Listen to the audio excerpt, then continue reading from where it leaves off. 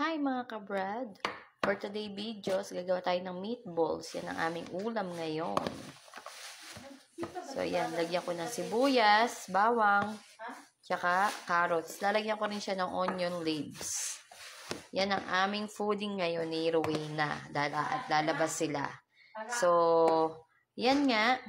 Lagyan ko lang siya ng asin, paminta, at hihiwain na ni Rowena ang onion leaves. At gagawa tayo ng meatballs. Yummers! For the sauce, 2 spoon of cornstarch. Yan. Then, I will put, English yun ha. Pinag-aralan ko yun ng ilang taon. Tapos, black pepper, dinagdagan ko na. But then, tapos, sugar, 1, 2, 3, 4. Lagay na natin 5. Tapos, lagyan natin konting salt lang kasi lalagyan natin siya ng toyo. Lagyan ng 1 spoon na si Rowena talaga. Suka. Then, toyo. Tansya-tansya na lang. Bahala na kayo kung ano gusto nyo. Basta tinansya ko na siya.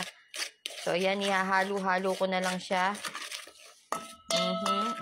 Hanggang ihalo ng halo.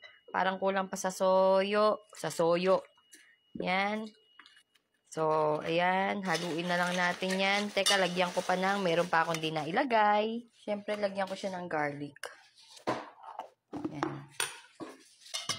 Hindi ko na siya lalagyan ng bawang. Sibuyas. Kasi, mamaya, magagawa ko ng suka naman. Yan, halo-halo lang natin. Then, lalagyan natin ng cups of water. Rowena, cold water please. Assistant ko yan. So, yan. Lalagyan ni Rowena ng tubig. Lagyan mo pa. Sige, damihan mo.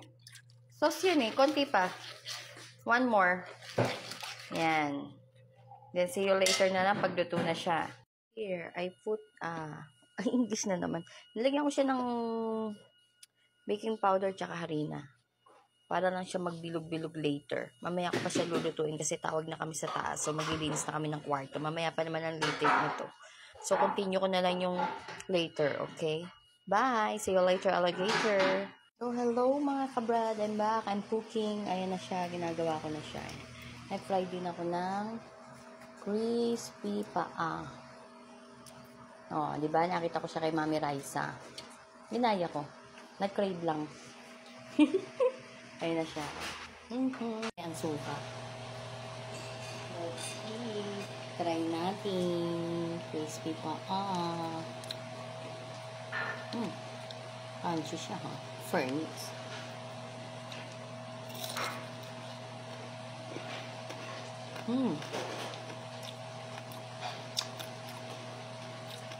Yup.